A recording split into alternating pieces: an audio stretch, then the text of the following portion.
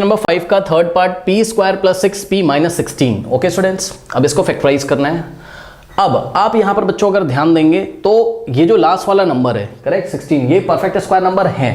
देखो 16 को आप क्या लिख सकते हो 4 का स्क्वायर, लेकिन पता है क्या प्रॉब्लम है? प्रॉब्लम ये है कि यहां पर आगे प्लस नहीं है, यहां माइनस है। ये बात ध्यान देना है।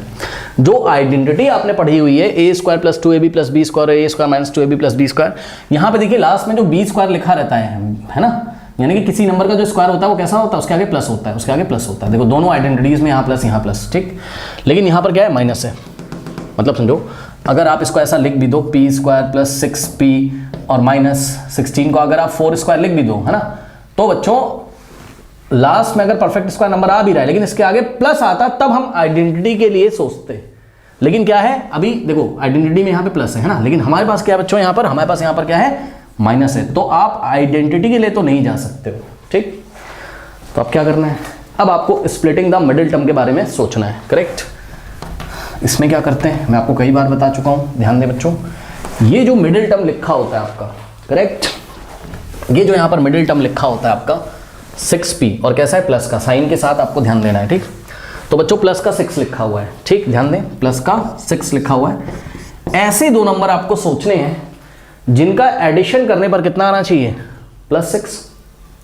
लेकिन ध्यान दें जिनको मल्टीप्लाई करने पर क्या आना चाहिए, जो लास्ट में नंबर आया है साइन के साथ वो आना चाहिए। देखो अब आपकी यहां पे मिस्टेक क्या क्या होगी वो मैं आपको बताता हूं, ध्यान दें बच्चों। कुछ बच्चे बोलेंगे कि सर एक काम करिए,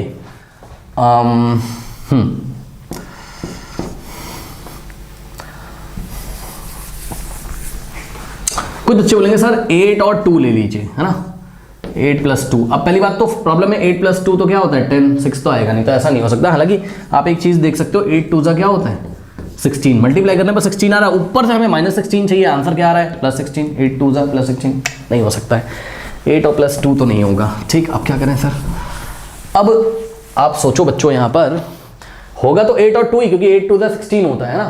तो क्या 8 में हम क्या ऐड करें कि हमारे पास क्या आ जाए, +6 आ जाए। तो बच्चों मेरे ख्याल से तो आपको -2 और +8 लिखना चाहिए। ये सुनो, ठीक किया है, चेक कर लो, -2 और +8 करना चाहिए, हाँ, नहीं -2 में 8 को ऐड करना चाहिए। क्यों सर, देखो माइनस प्लस क्या होता है, माइनस साइन लगेगा बड़े नंबर का, 8 में से देखो माइनस प्लस क्या होता है, माइनस मतलब 8 में से 2 माइनस करोगे क्या आएगा 6, और साइन लगेगा बड़े नंबर का। इन दोनों में से बड़ा कौन है, 8 है, सो 8 का साइन यानी कि +6 आ गया। बात तो बनती हुई नजर आ रही है, ठीक है ना। अब देखते हैं कि इन दोनों नंबर को अगर हम मल्टीप्लाई करें साइन के साथ तो क्या लास्ट में जो नंबर आया है साइन के साथ क्या वही आएगा। आइए देखते हैं बच्चों, ये -2 है, प्लीज माइंड इट, ये -2 है इनटू ये प्लस का 8 है ना, 8 तो पॉजिटिव है। नाउ ध्यान दें माइनस प्लस क्या होता है, माइनस, भाई यहाँ प्लस है ना, सो -+- 2 8 16, ये लीजिए -16, वेरी गुड, बहुत बढ़िया बच्चों। यहाँ पर +6 को हम क्या लिख सकते हैं, -2 + 8 लिख सकते हैं, ओके। अब देखो 6 के आगे प्लस तो लिखा नहीं जाता है, लिखना हो तो लिख लो, कोई फर्क पड़ता नहीं है, ठीक है। अब देखो यहाँ पर 6 के साथ p है तो यहाँ भी p लगेगा, इसमें भी p लगेगा और इसमें भी p लग जाएगा, तो -2p + 8p कितना होता है, +6p, ठीक है, बिल्कुल सही, ओके। अब कुछ बच्चे बोलेंगे कि सर मैं तो क्या करूंगा, +6p को सर मैं लिखूंगा, सर मैं 8p को पहले लिख दूंगा, है ना, और -2p को बाद में। हाँ बिल्कुल सही, क्या दिक्कत है, ठीक है ना। मैं ऐसे लिखूंगा सर 8 - 2 क्या होता है, +6 होता है सर, और सर 8 × अगर हम साइन के साथ लेना है ना -2 करें, ठीक है ना, क्योंकि इसका क्या मतलब है, इसका मतलब है भाई 8p और प्लस -2p, यही तो मतलब है, प्लस माइनस क्या आ जाएगा माइनस, ठीक। कुछ बच्चे बोलेंगे सर 8 × -2 करता हूँ सर -16 आता है सर, तो मैं सर ऐसा लिखूंगा। जी हाँ, आप कैसे भी लिखिए, मैं आपको दोनों तरीके से करके दिखाऊंगा यहाँ पर, ओके। तो फर्स्ट में हम लेते हैं ये वाला मेथड, ऊपर वाला, यानी कि हमने क्या किया, p² और +6p को हमने क्या लिखा, 6p को -2p + 8p लिखा, क्या लिखा, 6p को हमने क्या लिखा बच्चों, -2p, 6p की जगह -2p और +8p, 6p की जगह +6p की जगह -2p + 8p लिखा, और माइनस का 16 हमने ऐसे ही कॉपी कर लिया। अब देखो इन दोनों को हम ब्रैकेट में रखेंगे, इन दोनों को ब्रैकेट में रख सकते हो, यस सर, क्योंकि यहाँ पर प्लस है तो रख सकते हैं, अगर आगे माइनस होता तो हम नहीं रख पाते, ओके। चलिए अब ध्यान दें, यहाँ पर p² यानी कि p × p, -2p का मतलब 2 × p, ओके, और +8p का मतलब क्या होता है 8 × p। अगर आपको 8 को प्राइम फैक्टर के फॉर्म में लिखना है तो 2 into two into two into P कर सकते हो आप इसको, 2 टू द 4 टू द 8, 8 को हमने क्या लिखा 2 into two into two into में पी, और माइनस 16 को आप क्या लिखोगे बच्चों 2 into two into two into to 4 times, है ना। सो थोड़ी सी जगह तो नहीं है, चलो इसको यहाँ पे लिख लेते हैं ना, प्लस 6p को हम क्या लिख सकते हैं माइनस 2p प्लस 8p, या तो फिर प्लस 6p को हम क्या लिख सकते हैं 8p माइनस 2p, है ना, 8p माइनस 2p, इसमें से फर्स्ट वाला मेथड अभी मैं आपको समझा रहा हूँ, ठीक है ना। चलो यहाँ पे आ जाओ वापस। सो माइनस कॉपी कर लिया, 16 को आपने लिखा 2 into two into two into two, check कर लीजिए 2 to the 4 to the 8 to the 16, ठीक है। बाकी अगर आप 8p को आप ऐसे भी लिख सकते हो, ये देखिए 8p माइनस 16, है ना। सो जिसको पता है वो ऐसे भी लिख सकता था, 8p को 8 इंटू p माइनस 16 को क्या लिख सकता है 8 इंटू टू 8 टू द 16। अब देखो फर्स्ट टर्म सेकंड टर्म में से 8 कॉमन आ जाएगा, 8 कॉमन आएगा, याद रखिएगा, ठीक। अगर आप ऐसे कर रहे हो तब भी 8 कॉमन आएगा, कैसे वो मैं आपको दिखा रहा हूँ।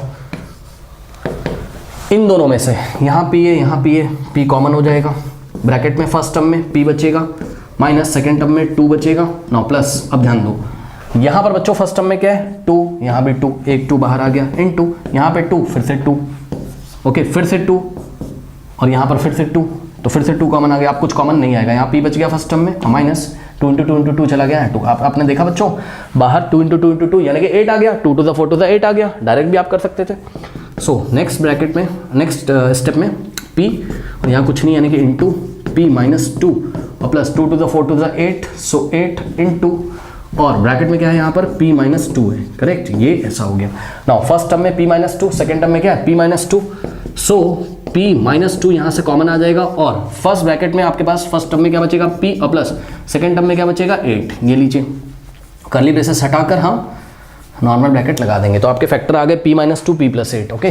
सो आंसर है क्या हमारे पास p माइनस 2 और p प्लस 8, ओके। कहीं कहीं ऐसा भी लिख सकता है वो p plus 8 into p minus 2, तो ये भी आंसर सही, ये भी आंसर सही, ऑर्डर मैटर नहीं करता, आप किसी को भी पहले लिख दो, p माइनस 2 को या p प्लस 8 को, ओके।